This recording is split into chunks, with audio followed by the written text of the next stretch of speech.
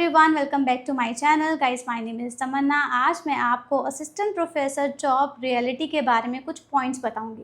हम दोनों पॉइंट्स को लेकर चलेंगे, positive as well as negative. बहुत से एस्पिरेंट इस फील्ड में आना चाहते हैं, बहुत से इस फील्ड में आने की कोशिश कर रहे हैं, तो उनको कुछ चीज़ें नहीं पता होती और जो लोगों को पता होती है वो बोलते नहीं हैं।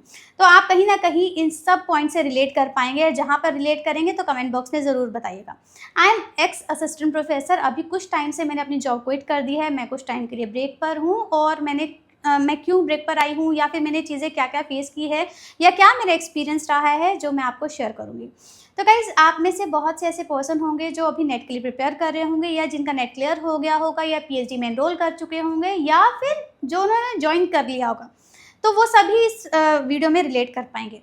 तो सबसे पहली चीज़, इस फील्ड में अगर आपको एंटर करना है तो ईजीएस्ट वे है नेट क्लियर करके आप इस फील्ड में आप एंटर कर सकते हैं। दूसरा तरीका है पीएचडी का।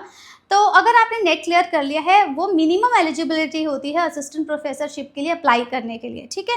और यूजीसी के अकॉर्डिंग आपको स्केल मिलता है 57,700 का बेसिक पे, और इसमें आपको बहुत से अलाउंसेस भी मिलते हैं। तो अप्रोक्सीमेटली 90,000 1 लाख के अप्रोक्स वो चेंज हो जाते, लाइक डिफर कर सकते हैं स्टेट टू स्टेट, थोड़ी थोड़ी वेरी कर सकती है। तो इतना आपका सैलरी स्केल आपको मिलता है, काफ़ी अच्छी अमाउंट आपको मिलती है। बट रियलिटी में कुछ और चीज़ें होती है जो जब मैंने इस फील्ड में ज्वाइन किया, इस फील्ड में मैं आई, तो मैंने बहुत सी चीज़ें जानी जो मुझे भी नहीं पता थी। तो जब आप नेट क्लियर कर लेते हैं, आप सबसे पहले सोचते हैं कि आप आसपास के कॉलेज में ज्वाइन करने की सोचते हैं। तो वहाँ पर यूनिवर्सिटीज़ भी हो सकती है, प्राइवेट यूनिवर्सिटी, वहाँ पर स्टेट यूनिवर्सिटीज़ भी होती है, सेंट्रल यूनिवर्सिटी भी होते हैं, डिग्री कॉलेजेस भी होते हैं और कुछ एफिलेटेड कॉलेजेस भी होते हैं। सबसे पहले मैं बात करूंगी एफिलेटेड कॉलेजेस की। अभी एफिलेटेड कॉलेज कुछ संस्था के कॉलेजेस भी होते हैं। कुछ एफिलेटेड कॉलेजेस ऐसे होते हैं जिसमें दो टाइप से ज्वाइनिंग होती है, एक परमानेंट की और एक टेम्प्रेरी की। परमानेंट होती है जो हमारे जर्नल, जिनकी फंडिंग होती है जो गवर्नमेंट की तरफ से आती है, ठीक है, डीएचई की तरफ से आती है। और जो हमारे जो एसएफ सेल्फ फाइनेंस कोर्सेज होते हैं, उनकी फंडिंग यूनिवर्सिटी खुद करता है। तो जो हमारे परमानेंट होती है उनकी ज्वाइनिंग की बात हम नहीं करें, क्योंकि वो तो परमानेंट है, उनको सैलरी स्केल भी गवर्नमेंट की नॉर्म्स के अकॉर्डिंग मिलेगा। जो सेल्फ फाइनेंस वाले होते हैं उनको गाइस, अगर आपको ज्वाइनिंग हो जाती है वहाँ पर, पहले तो ज्वाइनिंग ही होना मुश्किल हो जाता है, क्योंकि वहाँ पर भी मैंने बहुत बार देखा अप्रोच चल रही होती है। तो बहुत लोग सोचते हैं कि अगर अप्रोच चल रही है तो ठीक है, बहुत अच्छी बात है, मेरी अप्रोच है, मैं ट्राई करूँगी, हाँ अप्रोच लग के मेरी ज्वाइनिंग होगी, वो बहुत अच्छी बात है। बट ऐसे एस्पिरेंट भी होते हैं जिनकी कोई अप्रोच नहीं होती, तो उन लोगों को तो सिर्फ उन छोटे कॉलेजेस में ज्वाइनिंग में भी मुश्किल आती है। होप्स तो ज्वाइनिंग हो जाते हैं। ज्वाइनिंग के बाद सैलरी पता कितना मिलता है?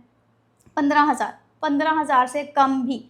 लास्ट महीने ही एक पर्सन का मेरे पास मैसेज आया कि मैं इस पर्टिकुलर कॉलेज में हूँ, मैंने ज्वाइन किया और मुझे सिर्फ वहाँ पर 11,000 रुपये मिल रहे हैं। ये मैं आपको सच में बता रही हूँ, उस पर्सन ने भी मुझे बताया। ये रियलिटी में होती है कि 15,000 से कम का स्केल भी आपको मिलता है। इवन दो आपकी पोजीशन रहेगी असिस्टेंट प्रोफेसर की, आप अच्छे से वर्क भी कर रहे हैं, वहाँ पर पूरा परफॉर्म कर रहे हैं, आप टीचिंग नॉन टीचिंग टास्क दोनों कर रहे हैं, बट सैलरी बहुत कम मिल रही है। ये सिर्फ मैंने कुछ एफिलेटेड कॉलेजेस की बात की है, जहाँ पर 15,000 की सैलरी के लिए भी आपको कई बार अप्रोच की रिक्वायरमेंट होती है। बहुत लोग अपने दम पर भी लग जाते हैं, बहुत लोग सोचते हैं कि चलो अप्रोच लग रही है तो बहुत अच्छी बात है। ये चीज़ मैं रियलिटी बता रही हूँ। दूसरा पॉइंट आ जाता है कि जो हमारे डिग्री कॉलेजेस होते हैं, मींस वहाँ पर सारी वैकेंसीज जो होती है वो परमानेंट होती है, जो कि लाइक जो हमारे पब्लिक सर्विस कमीशंस जो रिलीज़ करते हैं, उनके अंदर जो डिग्री कॉलेजेस होती है उसमें जो वैकेंसीज, उसमें ज्वाइनिंग का तरीका क्या होता है?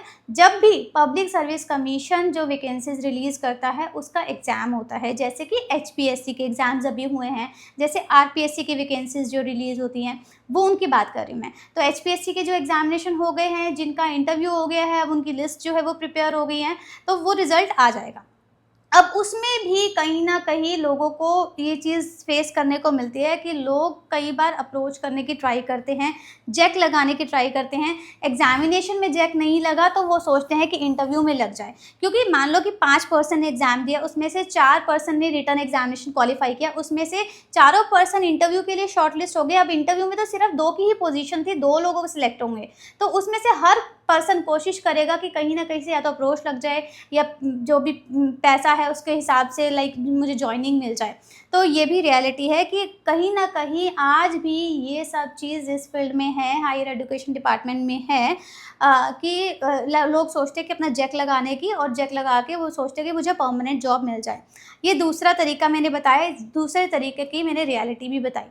ठीक है, अब एक और चीज़ मैं फर्स्ट पॉइंट पे दोबारा आना चाहूँगी, एक पॉइंट रह गया कि जो मैंने बताया कि सैलरी इतनी कम मिलती है, जो हमारे सेल्फ फाइनेंस वाले जो होते हैं, जो टेम्परेरी वाले जो पर्टिकुलर पर्सन होते हैं, जिनको 15,000 से कम भी सैलरी मिलती है, उनको एक और चीज़ का फेस करना पड़ता है, जो कि है कि अगर आपका सेशन एंड हो जाता है, लाइक अप्रैल या मई में जो सेशन एंड होता है, उसके बाद उन फैकल्टीज़ को फ्री कर दिया जाता है।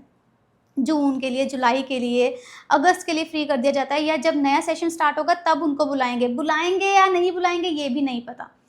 हाँ, ड्यूरिंग दैट पर्टिकुलर पीरियड अगर एग्जामिनेशन होते हैं उस कॉलेज में, एग्ज़ाम के लिए ज़रूर बुलाया जाएगा, बट उस टाइम पर आपको सैलरी नहीं दी जाएगी। ये टेम्परेरी जो फैकल्टीज़ की बात कर रही हूँ मैं, ये रियलिटी में होता है, आज भी होता है। आपने मे बी नहीं फेस किया होगा, कुछ लोगों ने फेस किया होगा। जिन्होंने फेस किया प्लीज़ कमेंट बॉक्स में ज़रूर बताएं। ठीक है, अब मैंने आपको डिग्री कॉलेजेस का बता दिया, मैंने आपको एफिलेटेड कॉलेजेस का बता दिया। अब आ जाते हैं उन कैंडिडेट्स के लिए जो सोचते हैं कि चलो कोई बात नहीं, 15,000 है, ठीक है ज्वाइन कर लेते हैं, मुझे कुछ तो अर्निंग हो रही है और मैं अपने घर के आसपास हूँ। वो साथ साथ प्रिपेयर करते रहते हैं स्टेट यूनिवर्सिटी के लिए, सेंट्रल यूनिवर्सिटी के लिए या डिग्री कॉलेजेस के लिए। तो अगर आपको स्टेट यूनिवर्सिटी या सेंट्रल यूनिवर्सिटी में आना है तो वहाँ पर आपका एक शॉर्ट लिस्टिंग का क्राइटेरिया होता है, जिसको बोलते हैं आप API स्कोर्स। तो API स्कोर्स में आप सभी के मार्क्स होते हैं, जिसमें आपने जो भी स्टडी किया है, आपका ग्रेजुएशन है, आपका PG है, आपका नेट है, नेट प्लस JRF है, आपका MPhil है, PhD है, रिसर्च पब्लिकेशंस हैं, आपका नेशनल अवार्ड्स है, इन सब के मार्क्स होते हैं। API स्कोर्स के बेसिस पर शॉर्ट लिस्ट किया जाता है कैंडिडेट्स को। अब यहाँ पर बात आती है कि जो पर्सन जिसने सिर्फ नेट क्लियर किया है वो सोचता है कि मैं यहाँ पर फैकल्टी के तौर पर काम कर सकता हूँ, और जो पर्सन PhD जिसने किया है वो भी सोचता है कि मैं फैकल्टी के तौर पर काम कर सकता हूँ। तो ऑफ कोर्स प्रायोरिटी किसको दी जाएगी? PhD वालों को। दूसरी चीज़, मान लो कि आप दोनों ही जो है वो इंटरव्यू में आ जाते हैं, जिसने नेट क्लियर किया है वो भी और जिसने PhD क्लियर किया है वो भी। तो उस टाइम पर भी इंटरव्यू के बाद जो हमारी फाइनल लिस्ट प्रिपेयर होती है उसमें कंसीडर उसी को ही किया जाता है जिसका PhD हो, जिसके पास PhD हो। ठीक है, अब दूसरी चीज़ आ जाती है, इस टाइम पर भी कहीं ना कहीं अप्रोच चलती है। अब ये चीज़ मैं क्यों बोल रही हूँ, जब मैं इस फील्ड में मैं हूँ, अभी भी हूँ, तो जैसे से कुछ टाइम पहले तक भी मैं वैकेंसीज़ प्रोवाइड कर रही थी आप सबको, कि हायर एजुकेशन में जो वैकेंसीज़ रिलीज़ हो रही थी उसमें जब मैं नामचीन यूनिवर्सिटी की वैकेंसीज़ डालती थी तो बहुत लोगों के कमेंट्स आते थे कि यहाँ पर मैं 5 बार, 7 बार, 8 बार, 11 बार, 12 बार इंटरव्यू दे चुका हूँ, मेरे पास PhD भी है, बट मेरी जॉइनिंग क्यों नहीं हो रही? क्यों? रीज़न बताओ मुझे। क्या जैक, क्या पैसा, क्या अप्रोच? क्या रियलिटी में आप लोगों ने भी एक चीज़ फेस किया है? ठीक है, इस चीज़ को कंसीडर करते हैं। अब वापस आ जाते हैं PhD वाले पॉइंट पर। तो जो लोग जिन्होंने PhD किया है, प्रायोरिटी आज नहीं तो कल उन्हीं को ही दी जाएगी। तो यहाँ पर मैं पॉइंट क्लियर करना चाहूँगी कि अगर आप इसको इस फील्ड में आना है तो आप प्लीज़ ये मत सोचिए कि नेट क्लियर किया और नेट करने के बाद मैं पूरा लाइफ टाइम इस फील्ड में सिर्फ नेट के बाद रह जाऊँगा या रह जाऊँगी। आपको आज नहीं तो कल कहीं ना कहीं PhD में एनरोल करना ही पड़ेगा अगर आपको इसमें प्रमोशन चाहिए तो। क्योंकि हम लोग ये सोच के आते हैं कि इस फील्ड में मैं आ रही हूँ तो मुझे सिर्फ टीच ही करना होगा। जब मैंने इस फील्ड में ज्वाइन किया था तब भी मैंने भी ये सोचा था कि सिर्फ इस फील्ड में मुझे टीच ही करना होगा, क्योंकि मेरी जॉब जो थी वो नेट क्लियर करने के बाद ही मैंने ज्वाइन कर लिया था। तो यही सोचा था कि सिर्फ हमें टीच ही करना होगा, बट नहीं, टीचिंग के साथ साथ नॉन टीचिंग वर्क भी होता है। प्लस आपकी जो यूनिवर्सिटी होती है या आपका जो कॉलेज होता है वो बोलता है कि आपने इस साल में क्या क्या चीज़ें क्लियर की। आपने कोई रिसर्च पब्लिकेशन राइट किया, आप कोई पेटेंट लेकर आए, आप क्या ऑर्गेनाइजेशन के लिए कुछ लेकर आए हो, प्रोजेक्ट लेकर आए हो, आपने कितनी FDPs लगाई, आपने कितने सेमिनार्स अटेंड किए, ये सब चीज़ों को कंसिडर किया जाता है। तो अगर आपको रिसर्च पेपर राइट ही नहीं करने आते, आप सिर्फ ये सोच रहे हैं कि मेरा नेट क्लियर हो गया, मुझे सिर्फ टीच करना है, तो आप इस फील्ड में आगे नहीं बढ़ पाएंगे। और आपको आज नहीं तो कल हर फील्ड में आगे बढ़ना ही होगा। अगर आपको स्विच करना है तब भी इन सब चीज़ों को कंसीडर किया जाता है। इवन आपके API स्कोर में भी रिसर्च पब्लिकेशंस का बहुत इंपॉर्टेंट रोल होता है।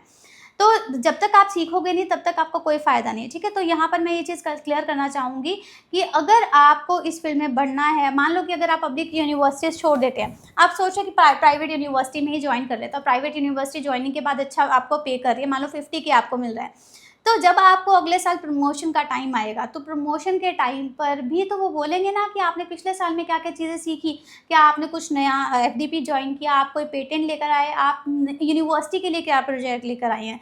तो इन सब चीज़ों को कंसिडर किया जाता है जब आपकी प्रमोशन का टाइम होता है, इंक्रीमेंट का टाइम होता है। कई बार यूनिवर्सिटी में प्रमोशन या इंक्रीमेंट इसी बेसिस पर ही नहीं मिलते, सिर्फ 2% या 3% सिर्फ इंक्रीमेंट मिनिमम मिलेगा, उसके बाद इंक्रीमेंट ही नहीं मिलता कई बार प्राइवेट यूनिवर्सिटीज़ में भी। तो इसको भी आप कंसीडर करके चलिए। तो इसीलिए मैं बोल रही हूँ कि अगर आपको इसमें बढ़ना है या आपको स्टेट यूनिवर्सिटी या प्राइवेट स्टेट सेंट्रल यूनिवर्सिटीज़ में ट्राई करना है, तो आपको आज नहीं तो कल इस पर फोकस करना होगा कि आपको पीएचडी में एनरोल करना ही करना है, इस फील्ड में आगे बढ़ना है तो, ठीक है। दूसरी चीज़, आप में से बहुत से ऐसे पर्टिकुलर पर्सन होंगे जो सोचते हैं कि आस-पास जॉइन कर लेते हैं कि कोई बात नहीं, 20,000 25,000 मुझे सैलरी मिल रहा है, ठीक है, कोई बात नहीं। तो यहाँ पर मैं आपको गाइड करना चाहूँगी कि मान लो कि अगर आपका नेट क्लियर हो गया है, आपका जेआरएफ नहीं हो रहा है और आप ट्राई कर रहे हैं, जेआरएफ नहीं हो रहा है, फिर भी मैं आपको यहाँ पर गाइड करना चाहूँगी कि आप प्राइवेट यूनिवर्सिटी में एनरोल कर लीजिए पीएचडी के लिए। उससे क्या होगा कि आप जब एनरोल करते हैं तो आपकी पीएचडी तो हो जाएगी 3 साल में, 4 साल में। आपको उस टाइम पर यूनिवर्सिटी स्टाइपेंड भी देती है। तो जो आप मिनिमम अर्न कर रहे थे किसी छोटे कॉलेज में काम करके 10,000, 15,000, 20,000 कमा रहे थे, उतना तो आपको स्टाइपेंड भी मिल जाएगा। आपके साथ-साथ पीएचडी निकल जाएगी और आपको स्टाइपेंड से आपकी जो है पॉकेट मनी भी निकलती रहेगी। तो ये मेरा पर्सनल सजेशन है, आप मान सकते हैं अगर आपको पसंद आया है तो। तो अगर आपका जेआरएफ हो जाता है तो वेल एंड गुड, अगर नहीं होता है तो आज नहीं तो कल प्लीज़ आप पीएचडी में एनरोल कर लीजिए। तो ये रियलिटी है। दूसरी चीज़ यहाँ पर आ जाती है आपके रिसर्च पब्लिकेशन के लिए। जैसा मैंने बताया कि अगर आपको इस फील्ड में आगे बढ़ना है, अगर आपको प्राइवेट यूनिवर्सिटी में भी आप जॉब कर रहे हैं, तो आपको बोलेंगे कि आप रिसर्च पेपर लेकर आओ, आप पेटेंट लेकर आओ, आप कुछ नए प्रोजेक्ट पर काम करो। तो उस टाइम पर बहुत लोग तो सोचते हैं कि ठीक है, मेरे को मेहनत करके मुझे एक पेटेंट लेकर आना है या मुझे अच्छा सा रिसर्च पब्लिकेशन में आपका एक पेपर राइट करना है, अच्छे जर्नल में निकालना है ये पेपर। तो बहुत लोग तो अपनी मेहनत से कर लेंगे, बहुत लोग सोचते हैं कि इसमें भी अप्रोच चल जाए, इसमें भी कहीं न कहीं पैसा देकर काम चल जाए, और रियलिटी में होता ही है। बहुत से पब्लिकेशंस ऐसे भी होते हैं जो सिर्फ़ पैसा देकर ही यहाँ पर ये सब चीज़ काम चल रही है। और बहुत बार ऐसा होता है कि कोई पेटेंट है, पेटेंट में 5 पर्सन का नेम आ रहा है, तो वो 5th पर्सन की जो सीट है वो वैकेंट है। वो बोलते हैं कि इतना पे करो तो आपका नाम आ जाएगा। ये भी होता है, बहुत सारे एस्पिरेंट को पता भी होगी ये चीज़, और कुछ एस्पिरेंट ऐसे भी होंगे जो उनको नहीं पता होगी इस चीज़ के बारे में। तो यहाँ पर मैं खुल के ये चीज़ बताना चाहती हूँ कि रियलिटी में ये चीज़ होती है। अब यहाँ पर एक और चीज़ बात आ जाती है कि अगर आपको सेंट्रल यूनिवर्सिटी में अप्लाई करना है, तो सेंट्रल यूनिवर्सिटी में सबसे पॉजिटिव ये चीज़ होती है कि अगर आप किसी भी स्टेट से बिलोंग करते हैं, आप किसी भी रिजर्वेशन कैटेगरी से आते हैं, तो सभी को फ़ायदा मिलता है सेंट्रल यूनिवर्सिटी में। पर वहाँ पर आपका एपीए स्कोर का बहुत इंपॉर्टेंट रोल होता है कि अगर आपको शॉर्टलिस्ट ही नहीं किया जाएगा तो आप इंटरव्यू में कैसे जाएंगे। और शॉर्टलिस्ट के लिए आपका एपीए स्कोर अच्छा होना बहुत ज़्यादा ज़रूरी है। प्लीज़ फोकस करें, जो नए एस्पिरेंट हैं उनके लिए बोल रही हूँ मैं, कि फोकस करो कि 60 से अबव ही आपका एपीए स्कोर हो, तभी आप यहाँ पर शॉर्टलिस्ट होकर जा सकते हैं और ज्वाइनिंग पा सकते हैं, ठीक है। तो एपीए स्कोर पर फोकस करें, अपना रिसर्च पब्लिकेशंस राइट करें। आप अपने ऊपर जितना ज़्यादा आप अच्छा अपना काम करते रहेंगे, उतना ही आपका अच्छा एपीए स्कोर होता रहेगा, उतना ही जल्दी आपकी ज्वाइनिंग हो जाएगी, ठीक है। तो ये पॉइंट्स मैंने बताए आपको कि आप कहाँ पर ज्वाइन कर सकते हैं। आप एफिलिएटेड कॉलेजेस में जो है वो भी जा सकते हैं, जहाँ पर मे बी आपको अच्छी सैलरी नहीं मिलेगी। आप डिग्री कॉलेजेस में जा सकते हैं, जो हमारे हमारे पब्लिक सर्विस कमीशन के अंडर जो कॉलेजेस होते हैं, जहाँ पर एग्जाम के बाद इंटरव्यू, उसके बाद आपको ज्वाइनिंग मिलती है। आप स्टेट यूनिवर्सिटी में, सेंट्रल यूनिवर्सिटी में जा सकते हैं, या फिर आप प्राइवेट यूनिवर्सिटी में जाते हैं। प्राइवेट यूनिवर्सिटी में एक और चीज़ की हम बात करेंगे कि अगर आप ज्वाइनिंग ले लेते हैं, आपकी ज्वाइनिंग हो जाती है, आपका सिर्फ काम टीचिंग का नहीं होगा, आपका नॉन टीचिंग टास्क भी होगा, आपको ऊपर के काम भी दे दिए जाएंगे। और उस चीज़ के लिए प्रिपेयर करें कि वहाँ पर वर्किंग आवर्स थोड़े से ज़्यादा होते हैं। कुछ कॉलेजेस ऐसे होते हैं, डिग्री कॉलेजेस, जिसमें वर्किंग आवर्स थोड़े से कम होते हैं। बाकी जो बड़ी यूनिवर्सिटीज़ होते हैं वहाँ पर वर्किंग आवर्स भी ज़्यादा होते हैं। तो इस चीज़ को भी कंसीडर करके चलिएगा। तो मैंने बहुत से पॉइंट्स आपको यहाँ पर बताए हैं कि इस फील्ड में बहुत से एस्पिरेंट ऐसे होंगे जो सिर्फ सोच रहे होंगे कि मैं मेहनत करूँ और मेहनत करके ही इस फील्ड में मैं सक्सेसफुल हो जाऊंगा, बट कहीं ना कहीं कई बार हम लोग डीमोटिवेट हो जाते हैं उन पर्सन को देखकर जो सिर्फ जैक लगाकर ज्वाइनिंग पा गया। इवन गेस्ट फैकल्टी की वैकेंसीज की, गेस्ट फैकल्टी की वैकेंसी जिसकी हमारे पास 50,000 सैलरी मिलती है, जो कई बार हमारे पास लेक्चर बेसिस पर जिसको सैलरी मिलता है हमें, पर मैक्सिमम 50,000 का स्केल जो मिलता है, तो वहाँ पर भी अप्रोच की रिक्वायरमेंट हो जाती है। ये चीज़ मैं क्यों बता रही हूँ कि बहुत से लोगों ने मेरे साथ एक्सपीरियंस शेयर किया, मैंने भी बहुत सी चीज़ें ऑब्जर्व की, उसके बाद ही मैं चीज़ शेयर कर रही हूँ। प्लस ये सब चीज़ बहुत ज़्यादा मैंने तब लोगों के पॉइंट ऑफ व्यू मुझे आए जब मैंने एक पॉडकास्ट अपलोड किया था असिस्टेंट प्रोफेसर के बारे में ही, कि इस फील्ड में आप कैसे एंटर कर सकते हैं, इसके इंटरव्यूज़ कैसे क्रैक करने हैं, या फिर पीएचडी में आपको एनरोल करना चाहिए या नहीं करना चाहिए, उसके रिगार्डिंग हमारा एक पॉडकास्ट था। उस पर बहुत लोगों ने कमेंट किया कि मैम आप प्लीज़ ये बताइए कि जैक कैसे लगवाना है, आप ये बताइए कि किसको कितना पैसा देना है। तो गाइस रियलिटी में ये चीज़ होती है। यहाँ पर मैं ये पॉइंट इसीलिए लेकर आई हूँ कि हो सकता है आप इस फील्ड में आने वाले हों, या इस फील्ड के बारे में हो सकता है आपको नहीं पता हो, या फिर ऐसा भी होगा कि आप ये चीज़ बहुत टाइम से फेस कर रहे होंगे। तो आप प्लीज़ इस चीज़ के लिए प्रिपेयर रहिए। हर चीज़ के पॉजिटिव और नेगेटिव पॉइंट होते हैं, और हमारा राइट बनता है उस चीज़ के बारे में बात करने का। आपका अगर मन करे तो आप प्लीज़ कमेंट बॉक्स में ज़रूर मेंशन करिएगा कि क्या ये चीज़ आपने भी फेस की है, या अगर आप कहीं पर वर्क कर रहे हैं तो आपको कितना स्केल दे रहे हैं, क्योंकि यूजीसी के अकॉर्डिंग आपका स्केल 57,700 का होना चाहिए, प्लस आपको अलाउंसेस भी मिलने चाहिए, बट वो सब चीज़ नहीं मिलती। इवन परमानेंट के लिए भी बहुत से धक्के खाने पड़ते हैं, इवन परमानेंट के लिए भी कई बार हमें जैक का यूज़ करना पड़ता है, ये चीज़ रियलिटी में होती है। सो बी रेडी फॉर दिस। और अगर आप अच्छे से अपने ऊपर फोकस करते रहेंगे, अपनी नॉलेज इंक्रीज़ करते रहेंगे, रिसर्च वर्क पीएचडी पर फोकस करेंगे, तो हो सकता है आपका अपनी मेहनत के बाद भी काम बन जाए, क्योंकि आज नहीं तो कल आप सक्सेसफुल ज़रूर होने वाले हैं अगर आप अपनी नॉलेज पर पूरा फोकस करते रहेंगे। इतना ज़्यादा आपके पास नॉलेज होनी चाहिए, इतना ज़्यादा आप स्पेशलाइज्ड होने चाहिए अपने फील्ड में कि आपको कोई पर्सन हरा ना सके। तो लास्ट में मैं अपनी वीडियो में यही एंड करूँगी। और एक और चीज़, अभी राइट नाउ मैं कुछ टाइम के लिए इस पर्टिकुलर फील्ड से ब्रेक पर हूँ, और सो मैं जल्दी ज्वाइन भी कर लूँगी, और मे भी नहीं भी करूँगी, कुछ श्योर नहीं है। तो जो भी रहेगा हम अपने पॉइंट ऑफ व्यू ज़रूर शेयर करेंगे। और एक और चीज़, पीएचडी के रिगार्डिंग भी हम बात करना चाहते थे, बट अभी वीडियो बहुत लंबी हो गई है। पीएचडी कैसे हो रही है या किन चीज़ों के ऊपर बात करनी चाहिए जो लोग नहीं करते हैं, उसके रिगार्डिंग भी हम ज़रूर बात करेंगे। अगर आप लोग चाहेंगे तो कमेंट बॉक्स में ज़रूर मेंशन करिएगा कि आप चाहते हैं या नहीं चाहते। और आई होप मैंने सारे पॉइंट्स को ले लिया है। अगर कोई पॉइंट मिस हो गया हो, या फिर ऐसा कोई पॉइंट हो जो आप बात करना चाहते हो, तो प्लीज़ कमेंट बॉक्स में ज़रूर मेंशन कर सकते हैं। मिलेंगे नेक्स्ट वीडियो में। So guys, thank you and have a nice day.